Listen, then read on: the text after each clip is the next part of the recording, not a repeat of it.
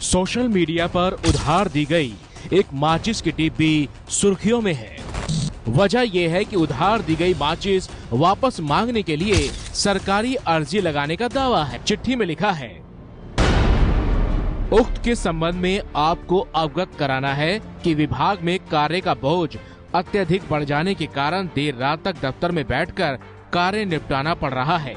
दिनांक 23/01/18 दिन मंगलवार, समय लगभग 8:40 दफ्तर में कार्य करते समय आपके द्वारा अगो हस्ताक्षरी से एक माचिस जिसमें लगभग 19 तिल्लियां मांगी गई थी, जिसे दफ्तर में मोर्टिन सुलगाने हेतु रखा गया था।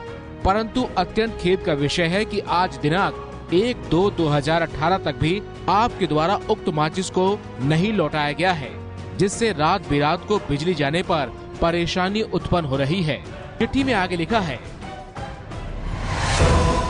अतः आपको निर्देशित किया जाता है कि पत्र प्राप्ति के 3 दिनों के अंदर उक्त माचिस को वापस करना सुनिश्चित करें, ताकि भविष्य में कोई भी विवाद की स्थिति न बने और आपसी विश्वास बना रहे। अन्यथा की स्थिति में किसी भी कार्यवाही के लिए आप स्वयं जिम्मेदार होंगे। वायरल चिट्ठी पर लोगों को शक नहीं हो रहा, क्योंकि इस पर सरकारी मुहर लगी हुई है। लेकिन सवाल ये है कि क्या सरकारी विभाग में माचिस जैसी छोटी चीज को लेकर भी विवाद होता है? क्या उधार में दी गई माचिस वापस मांगने के लिए आधिकारिक चिट्ठी जारी की जाती है? क्या सरकारी दफ्तर में माचिस में कितनी तीलियां हैं, ये भी गिनकर रखा जाता है? सवालों के जवाब के लिए एबीपी न्यूज की वायरल सच की टीम सीधे बताई जगह यानी उत्तर प्रदेश के मुरादाबाद पहुंची।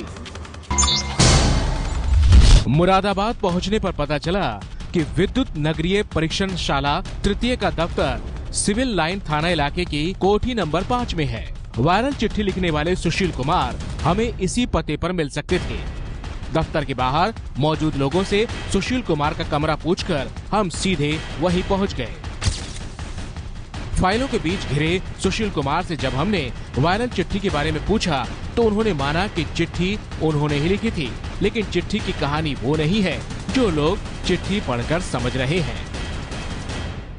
एक ऑपरेटर है कंप्यूटर का, जो अभी थोड़े दिन पहले हमारे ऑफिस में ज्वाइन किया है। उसने हमसे बोला, सर मुझे आप एक नमूना सैंपल के तौर पे कोई बना के दिखा दो। कि उसी बीच हमारी बिजली चली गई, ऑफिस की बिजली चली गई। तो हमने अपनी माचिस ढूंढी तो माचिस मिली नहीं ड्रॉवर में।